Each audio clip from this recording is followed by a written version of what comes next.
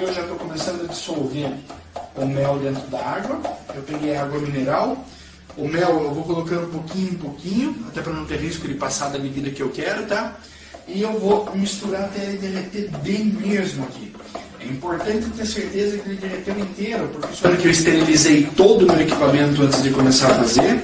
E olha só que cor bonita que ele vai ficando. Tá vendo? Ele fica uma cor bem dourada, bem legal.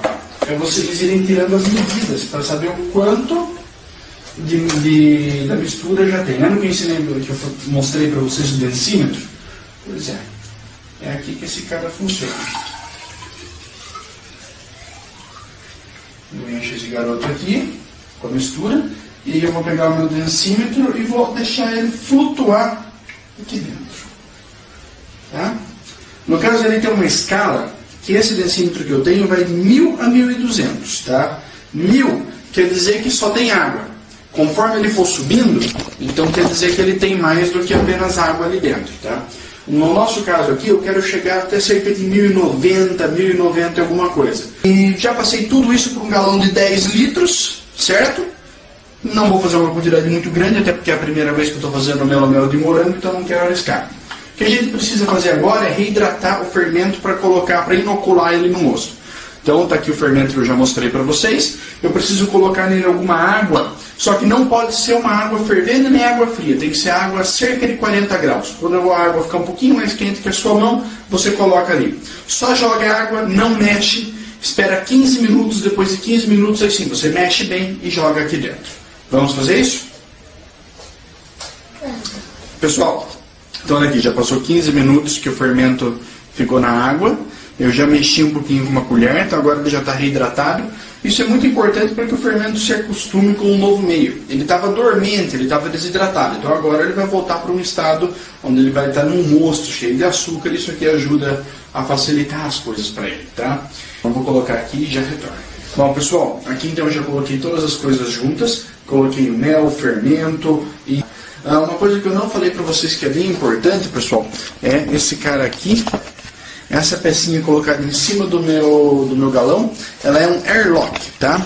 Esse airlock funciona da seguinte maneira. Ele permite que o ar saia, mas não permite que o ar entre. Então você consegue eliminar qualquer chance de contaminação exterior. Se você fez a lição de casa e não deixou nenhum utensílio sujo, tudo que você usou foi bem limpo, bem bacaninha mesmo, então não vai ter perigo. Então coloca esse airlock aqui, também é fácil comprar, você compra pela internet.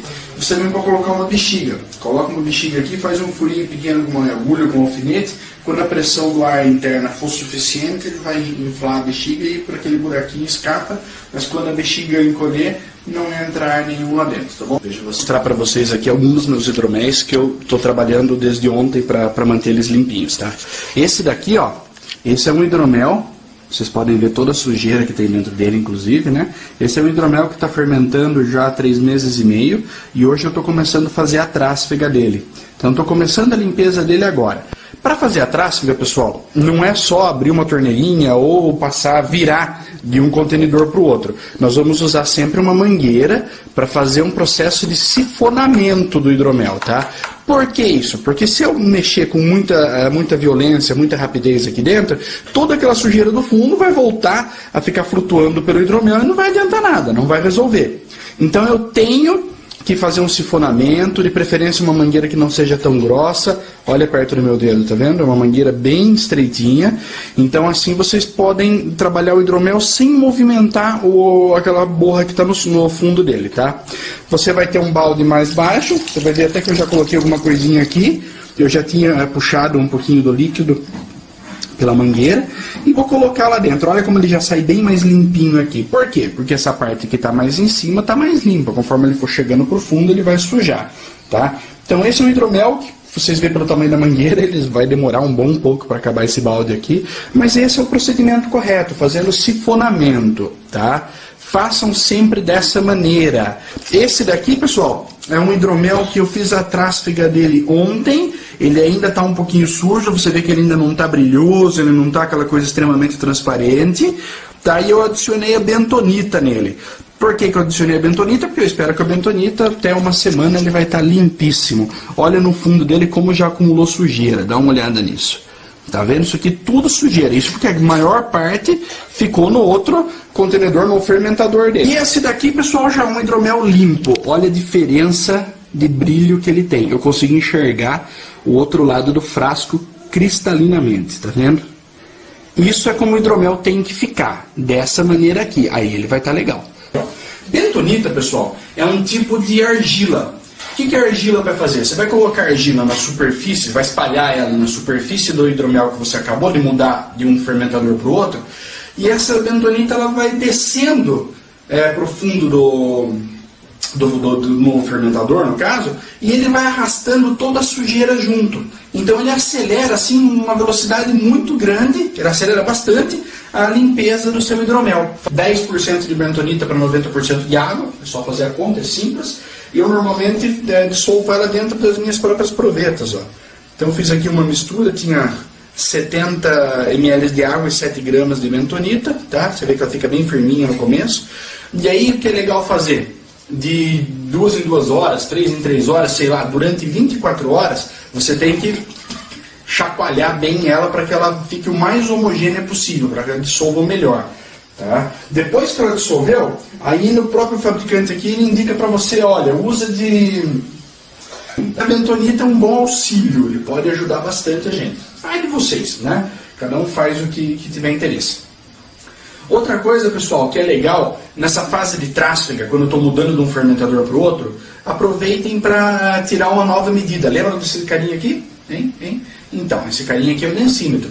Esse cara aqui vai dar para a gente a medida de quanto sólido tem no líquido, né? Então, na primeira vez nós medimos para saber quanto açúcar tinha dentro da mistura de mel e água, a fruta, e a partir dessa mistura dava para a gente, por cálculos que você acha na internet, você consegue saber quanto álcool potencial você tem ali. Nessa trásfega, se você está fazendo a trásfega, é porque provavelmente a fermentação já acabou. Né? Não tem muito sentido fazer a trásfega enquanto ainda tem fermentação. Então, se a fermentação já acabou, tá? Então é legal você tirar a medida para saber o quanto de sólidos, quanto de açúcar ali foi consumido. Então, pela diferença do açúcar inicial e do açúcar final, você consegue saber quanto álcool você tem na bebida. Tá vendo como já não tem aquela camada no fundo? Ele ainda está turvo, mas já é uma grande evolução, tá? Então, pessoal, agora eu vou deixar esse hidromel descansar por mais aí, sei lá, um mês e pouco. Depois eu vou adicionar ou não bentonita, provavelmente eu vou fazer mais uma trásfega nele ainda, tá? 1 ou até 2, dependendo. E aí depois eu vou proceder para o engarrafamento, certo? Depois do nosso primeiro vídeo sobre produção de hidromel, o segundo sobre clarificação, os 2 que estão disponíveis no nosso canal, entrem lá e assistam. Hoje nós vamos falar sobre engarrafamento do hidromel. Engarrafamento é um momento muito importante porque envolve várias decisões e essas decisões são que vão dar a cara final para o seu hidromel e vai definir também se pode ocorrer um fracasso nele ou não. Então é muito importante. Primeira decisão que eu tenho que tomar quando eu vou engarrafar meu hidromel, pessoal.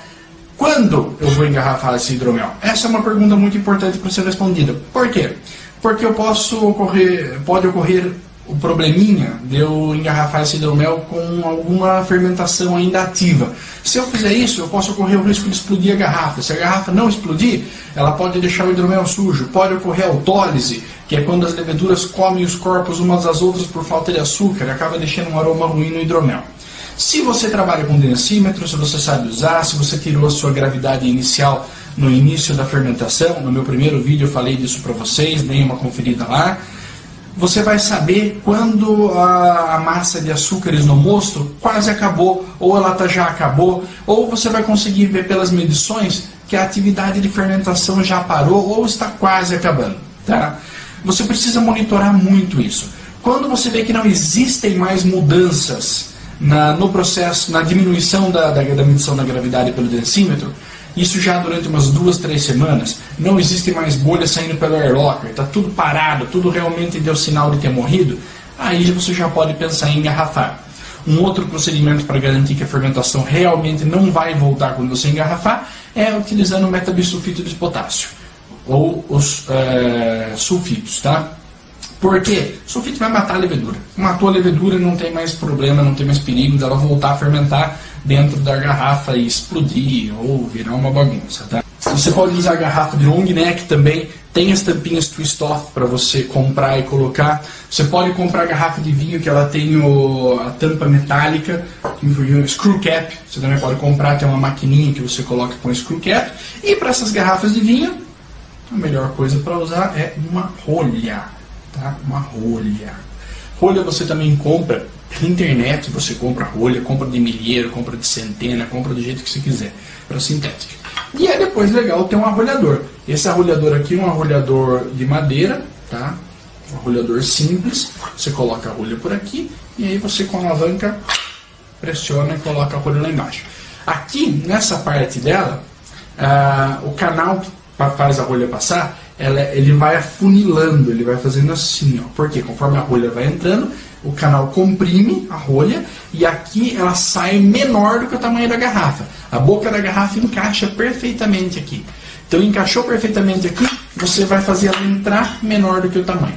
Por isso que precisa deixar de molho, senão você não vai ter força suficiente, e não vai mesmo ter força suficiente, porque o negócio é duro, tá? É difícil de fazer entrar, então você precisa ter bastante força para